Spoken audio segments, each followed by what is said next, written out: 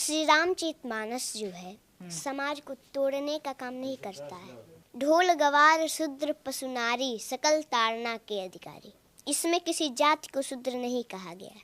देखिए, जिस घर में नारी की पूजा नहीं होती, सम्मान नहीं होता है, आदर नहीं दिया जाता है, वो घर नरक है। एक भाई को अच्छा भाई कैसे बनना चाहिए, एक पिता को अच्छा पिता कैसे बने, एक माता अच्छी माता कैसे बने, ये सब उसमें शिक्षा मिलती है। आपको इतनी शिक्षा कहाँ से मिली है? अरे सब भगवान की कृपा है। आप अपने आराध्य राम जी की कसम खा के बोलिए कि स्कूल जरूर जाएंगी। देखिए, कथा और ये चीज अपनी जगह है, पर शिक्षा बहुत जरूरी है। आँख अपने हैं अंधे हो जाते हैं, नासिका भी कभी कभी सूंघना बंद कर देती है, हम नहीं रोक पाते। ये शरीर अपना नहीं है, ये जितना दुनिया का चक्कर है, ये जन्म के बाद और मरने के पहले ही के। भारत इतना अनोखा और अद्भुत है ना, यहाँ हर गली में कुछ ना कुछ अनोखा ही देखने को मिलता है।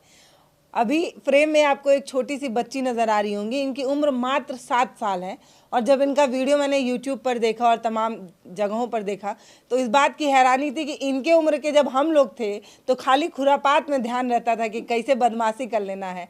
इतनी छोटी सी उम्र में इतनी गंभीरता से अपनी बात को रखती हैं, रामायण पर बात करती हैं, रामचरितमानस पर बात करती हैं, तमाम जगहों पर श्लोक वगैरह पढ़ती हैं और उसका हिंदी में अनुवाद भी बताती हैं।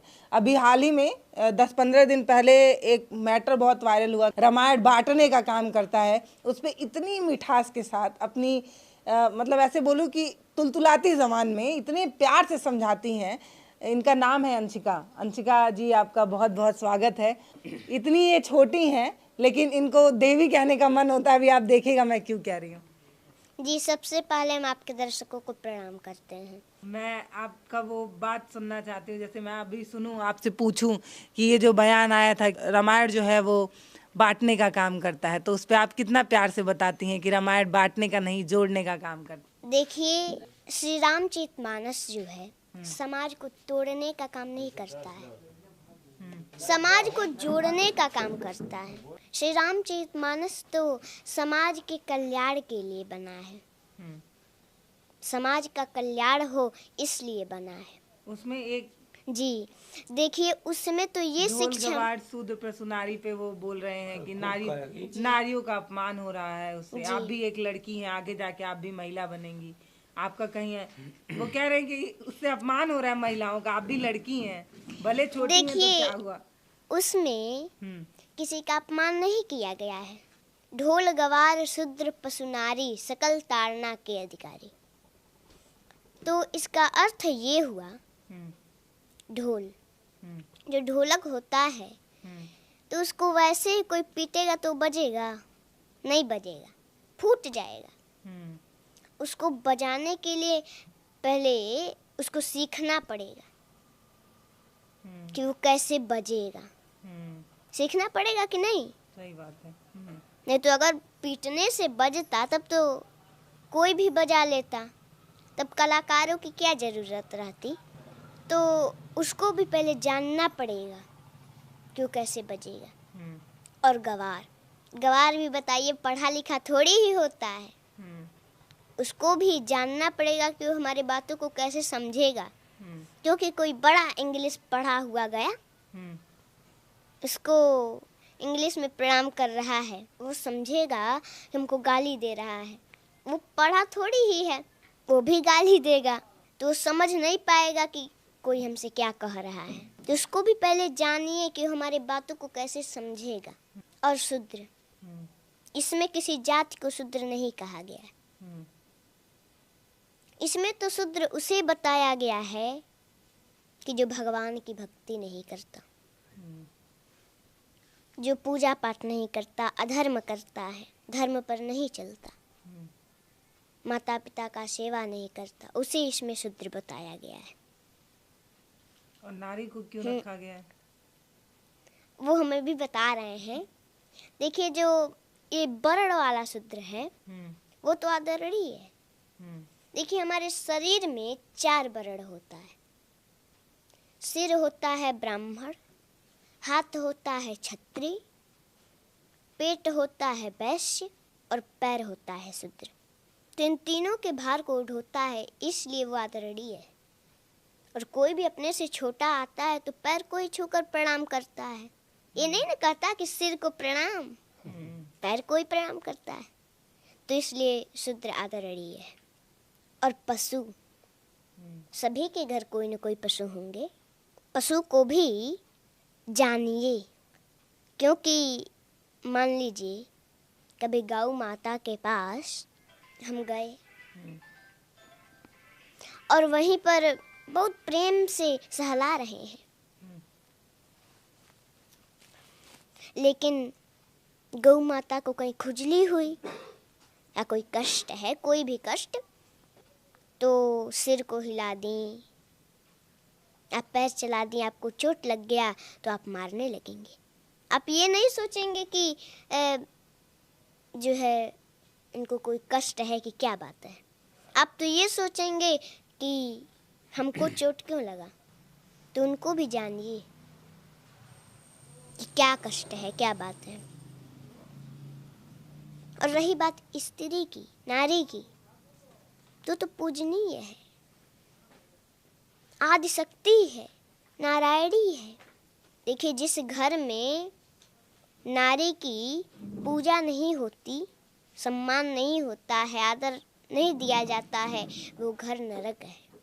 और जिस घर में नारी का सम्मान होता है वो स्वर्ग से भी बढ़कर है। मान लीजिए नारी भी है तो कभी कोई बात के लिए गुस्सा है, तो माताओं को तो जानती ही हैं। मान लीजिए कोई माता है, सामान कम पड़ गया या बुखार है, गुस्से से बैठी हुई हैं कि हमको कई दिन से बुखार है, देख नहीं रहे हैं, कोई हमको देख नहीं रहा है। तो बाहर से कोई आया तो डांटने लग गया। पहले पूछिए कोई कष्ट है कि क्या बात है, जानिए तब कुछ कहिए। तो ताड़ना का अर्थ जानना होता है, ताड़ना का अर्थ मारना नहीं होता है। जी।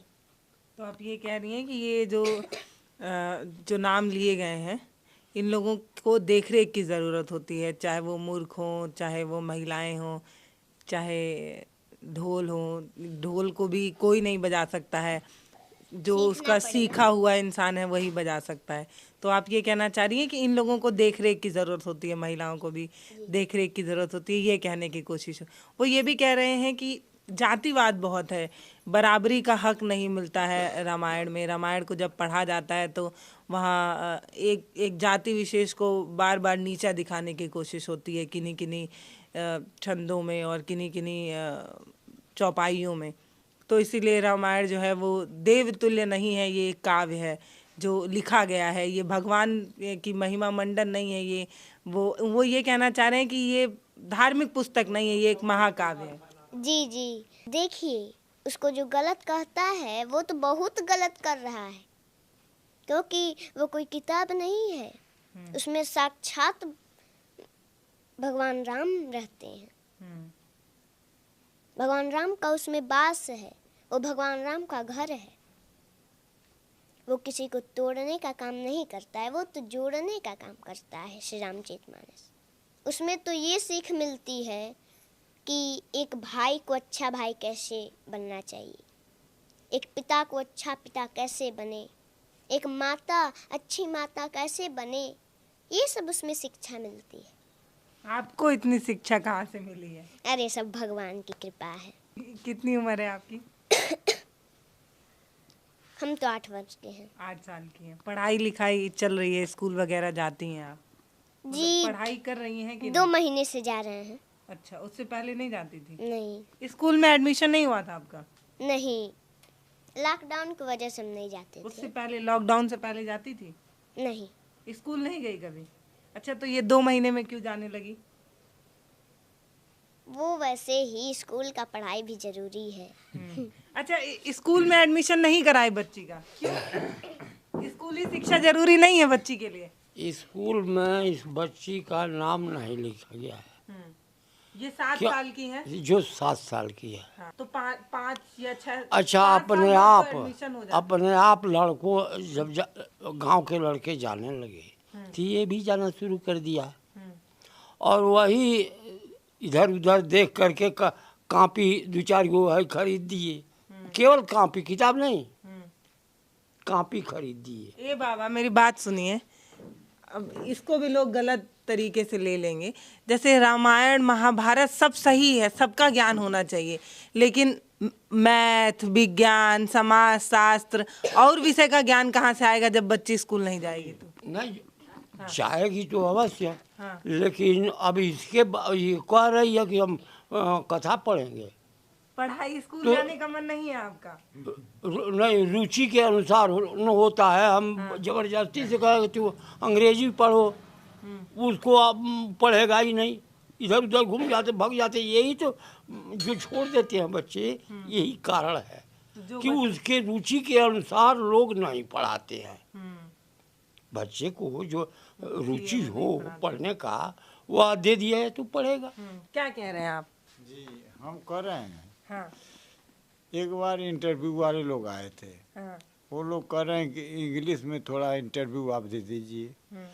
अभी कभी स्कूल की ज़िंदगी में नहीं गई है तो इंग्लिश में कहाँ से इंटरव्यू देगी? तो वही तो हम समझा रहे हैं चाचा। देखिए, आप बात समझिए, अभी इनकी उम्र है 7 साल की, इनको जिंदगी में बहुत आगे जाना है। कम से कम 60, 65, 70, 80 साल इनको जीना है।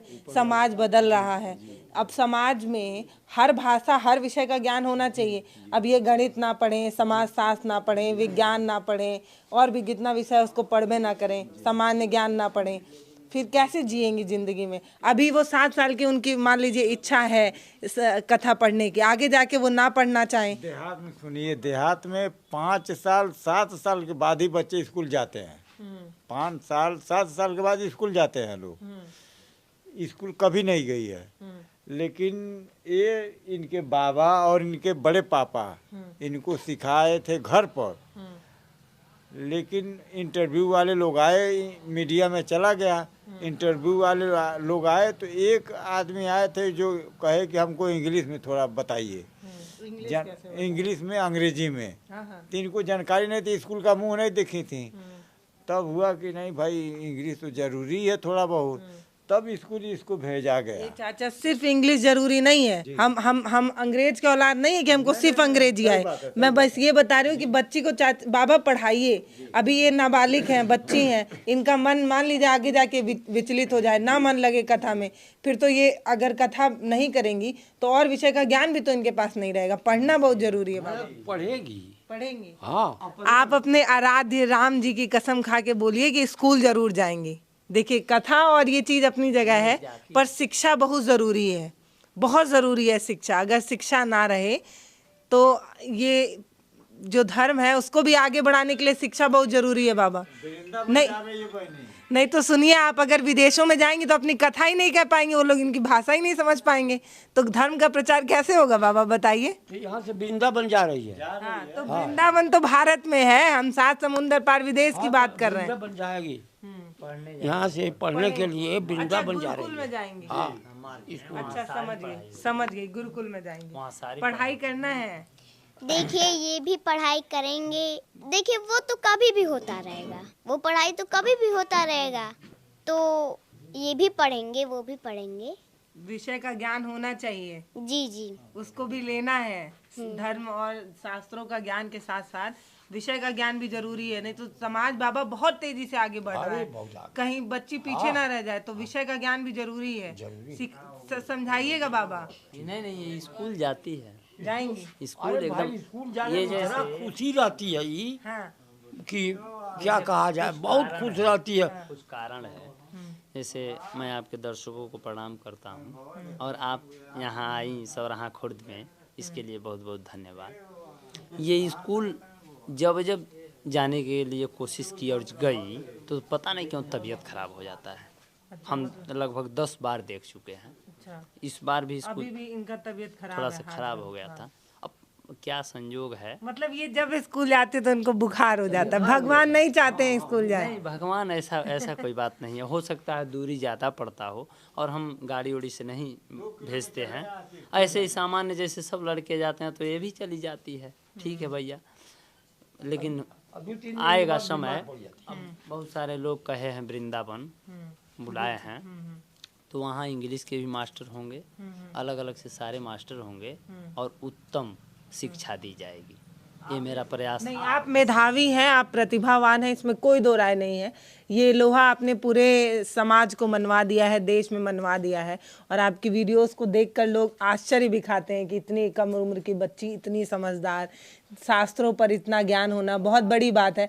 आदमी डिग्री लेके इतना ज्ञान नहीं ले पाता है शास्त्रों का। क्या कह रहे हैं? अब आप इसकी उम्र देखिए, आप इसका शरीर देखिए और बोलना और चाहे कुछ भी कहना देख लीजिए कि मतलब क्या है। सही बात है। कहने में और सुनने में बहुत अंतर होता है। सामने है, नहीं देखिए। रुकती है, स्कूल चली जाती है। हाँ, ये तो यदि कोई रोके नहीं तो स्कूल चले। इसकी स्कूल के जो मास्टर लोग हैं वो भी जान रहे हैं कि ये चली जाती। और जैसे अभी लिखवाइएगा, अभी आप लिखवाइएगा इससे, तो जैसे 8-10 के लड़के लिखते हैं वैसे लिखती है। अच्छा। और अभी पढ़वाएंगे तो किताब पढ़ेगी जैसे 10 के लड़के पढ़ते हैं। यही आश्चर्य है। भाषण सुनिएगा इनका। अभी मैं एक जगह कमेंट ही पढ़ी थी तो लोग कह रहे थे कि बच्ची स्कूल जाती है कि नहीं, पढ़ाई करती है कि नहीं। तो ये भी 5 स्कूल में इनका नाम वैसे ही चलता है। अच्छा। जैसे 3 में पढ़ती हैं तो प्रबंधक जी लोग अपने अपने स्कूल में भाषण दिलवा करके और उसमें नाम लिख दिए हैं। सभी कहते हैं मेरे स्कूल का नाम चलेगा, मेरे स्कूल। मैं खुद नहीं समझ पाता हूँ किस स्कूल में चला हूँ। अरे जिस स्कूल में पढ़ेंगे उस स्कूल का नाम बढ़ेगा। जाती है शीतलापुर, ये जाती है शीतलापुर में, यहीं है पास में। लेकिन ये एक आस्था इंटरमीडिएट कॉलेज है, आस्था इंटरमीडिएट कॉलेज सोनवल में, तो वहाँ गई थी तो वहाँ के प्रबंधक। चलिए, अब पढ़ाई लिखाई की बात हो गई, अब हम लोग फिर वापस लौट रहे हैं। आप मुझे एक दो अगर कोई श्लोक सुनाए, उसका हिंदी में अनुवाद बताएं। अगर आप चाह रही हैं रामचरितमानस पे ही बात करने का तो उसका ही अगर आप कुछ मुझे चौपाई सुना दें, उसका ही हिंदी में अनुवाद। सुनना चाहें वो भी सुन। भागवत का या जिसका भी आपको मन करे उसका आप मुझे एक बार वो छंद या चौपाई पढ़िएगा, फिर उसका हिंदी में अनुवाद भी बताइए, काहे कि मेरे को तो समझ में आएगा नहीं, तो आप मुझे बताइएगा अनुवाद हाँ, करके। जिससे लोगों को अच्छा जो है कुछ समझ में भी तो आना चाहिए। आप जैसे ज्ञानी लोग कम हैं दुनिया में। श्रीमद् भागवत जी का सुनाओ कि श्री रामचरितमानस? जो आप सुनाइए, जो आपकी इच्छा। लेकिन आराम से बोलो। देखिए, जो आत्मदेव जी थे वो धुंधकारी के दुष्टता से बड़ा परेशान थे। एक दिन धुंधकारी आया और धन के लिए मारने दौड़ा। किसी तरह से वहां से आत्मदेव जी भागे तो धुंधकारी जाकर के सो गया। आत्मदेव जी दरवाजे पर बैठ करके रो रहे थे तो कहीं से गोकर्ण जी आए। बोले, पिताजी आप क्यों रो रहे हैं, क्या बात है? आत्मदेव जी बोले, क्या बताऊं पुत्र, धुंधकारी इतनी दुष्टता करता है कि मेरे स्वर्ग जैसे घर को नरक बना दिया। तुम ही मेरा मार्गदर्शन करो पुत्र, मुझे कोई उपाय बताओ।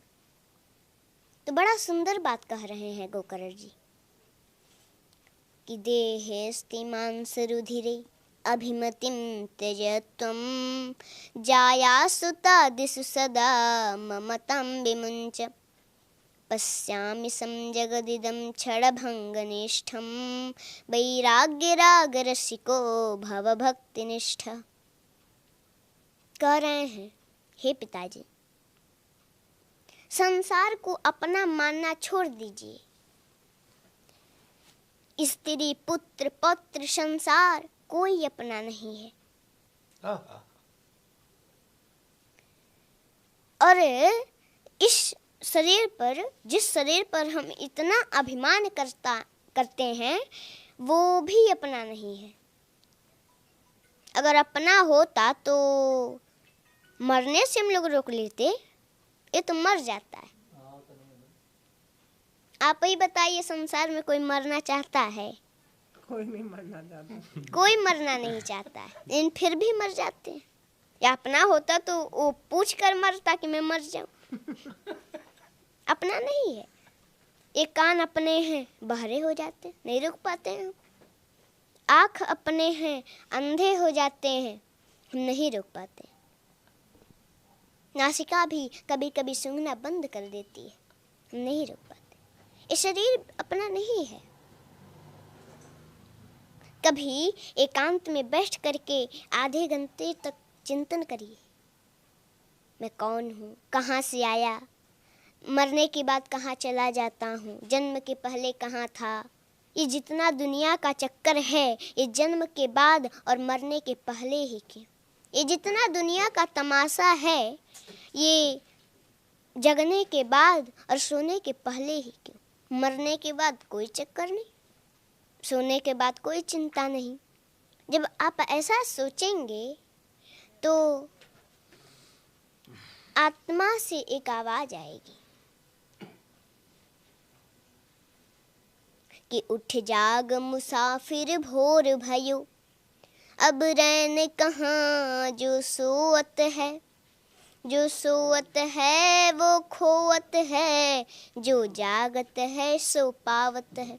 हम लोग मोह रूपी रात में बहुत दिन सो लिए, अब जगना बहुत जरूरी है, नहीं तो हम लोग पता नहीं किस तरफ जा रहे हैं। तो इसलिए सभी कर्मों को करते हुए और भगवान में मन लगाना चाहिए। और जब सभी कर्मों को कर्म को भी छोड़ना नहीं चाहिए, क्योंकि कहा गया है कि काम करते चलो, नाम जपते चलो, हर समय कृष्ण का ध्यान धरते चलो, काम की वासना को मिटाते चलो, कृष्ण गोविंद गोपाल गाते चलो। क्या बात है, बहुत बढ़िया। देखिए, कर्म को करते रहिए और भगवान के नाम को जपते रहिए तो कल्याण हो जाएगा जी।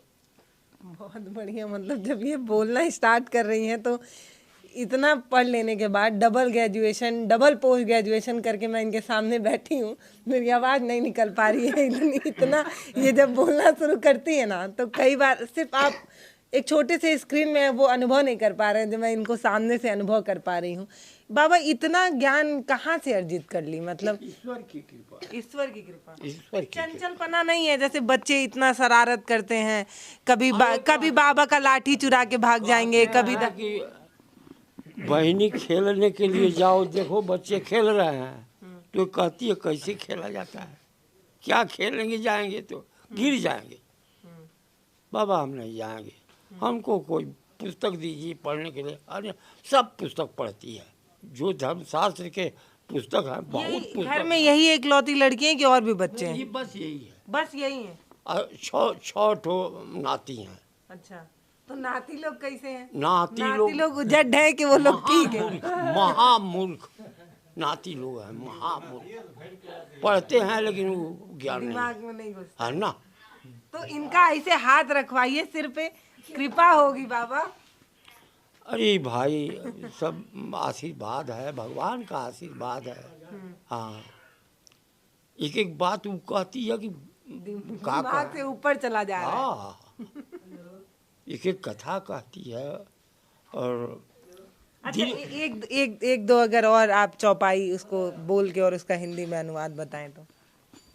देखिए, जो है हम आपको एक कथा सुनाते हैं श्री रामचरितमानस का। भगवान राम से अगर कोई प्रेम तो सब करते हैं, लेकिन कोई सबसे ज़्यादा प्रेम करने वाला है तो वो माता कैकेयी है। लोग तो समझ नहीं पाते हैं, कहते हैं कि वो तो वन में भेज दी थी, वो कैसे प्रेम करती हैं। तो वही सबसे ज़्यादा प्रेम करती है। वो वन में भेजी थी तो भगवान राम को दिए हुए वचन को पूरा करने के लिए वो वन में भेजी थी, वही सबसे ज़्यादा प्रेम करने वाली। सभी लोग, सभी माताएं अपने बच्चे को दूध भात खिलाती हैं बड़े प्रेम से। वैसे ही एक बार माता कैकेयी भी भगवान राम को अपने गोद में बैठा करके और दूध भात खिला रही थी। भगवान राम एक ग्रास खाए, 2 गिलास खाए, 3 गिलास खाए, चौथे में हाथ पकड़ लिए। बोले माँ, आपने कभी हमसे ये नहीं पूछा कि राम तुमको कुछ चाहिए? तो माता कैकेयी बोली कि अरे पुत्र, अरे राम, तुमको कुछ चाहिए तो जल्दी बोलो, क्या चाहिए? तुमको कुछ चाहिए, जल्दी बोलो। तुम्हें मांगने में देरी हो सकती है, मुझे देने में देरी नहीं हो सकती। भगवान राम बोले माँ, पहले मेरी कसम खाओ कि जो मैं मांगूंगा वो दोगी। माता कैकेयी बोली, हाँ राम, मैं तेरा कसम खाती हूँ, जो तुम मांगोगे वो हम देंगे तुमको। मांगो, क्या चाहिए? भगवान राम बोले माँ, लेकिन जो मैं मांगने जा रहा हूँ अगर वो आप दे दोगी तो संसार में कोई भी आपका नाम, अपने बच्ची का नाम नहीं रखेगा। तो कैकेयी माता बोली, मुझे मंजूर है राम, बताओ ना क्या चाहिए। मेरा नाम, अपनी बेटी का नाम कोई न रखे, ये मुझे मंजूर है। मेरा राम प्रसन्न रहे, इससे बढ़कर मेरे लिए और क्या हो सकता है। भगवान राम बोले माँ, लेकिन जो मैं मांगने जा रहा हूँ अगर आप दे देंगी तो संसार में आपका अपजस होगा। माता कैकेयी बोली, मुझे जस मिले, मेरा राम प्रसन्न न रहे तो वो जस मुझे नहीं चाहिए, मुझे अपजस मंजूर है। भगवान राम के आंखों में आंसू आ गए। बोले माँ, लेकिन जो मैं मांगने जा रहा हूँ वो आप दे देंगी ना, तो कदाचित आपको वैधव्य जीवन भी देखना पड़ सकता है। माता कैकेयी जब ये सुनी मौन हो गई।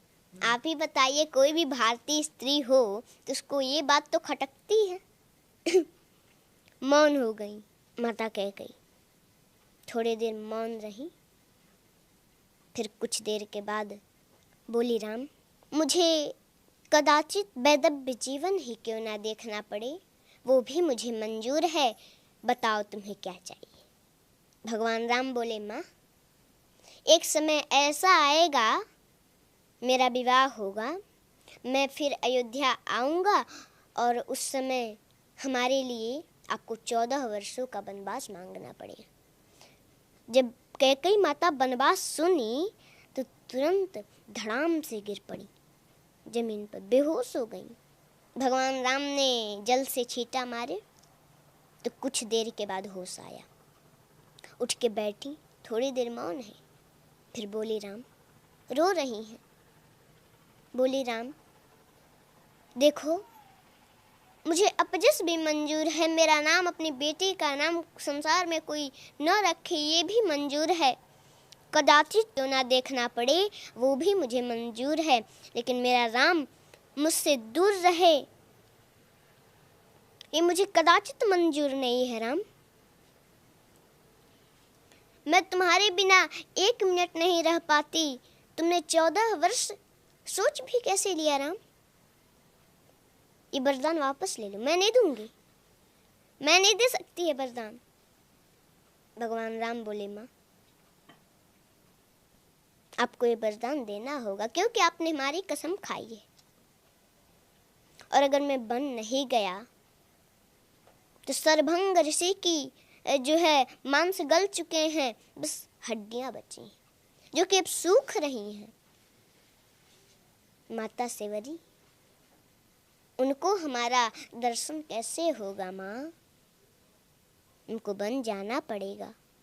उस दिन से माता कैकेयी भगवान राम से थोड़ा हट हट के रहने का प्रयास करने लगी कि वो समय आए और मेरे दिल के टुकड़े टुकड़े न हो जाएं और मैं राम को दिया हुआ वचन पूरा न कर सकूं, उसको दिया हुआ वरदान पूरा न कर सकूं तो क्या होगा।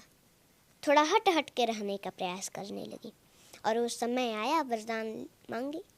पहले तो भगवान राम को सूचना मिला था कि उनका राज्याभिषेक होने वाला है, लेकिन प्रसन्नतां यान गताभिषेकतस्तथा न ममले वनवास दुःखत। मूखाम्बुजश्री रघुनंदनस्य मे सदास्तु सा मंजुल मंगल प्रदा।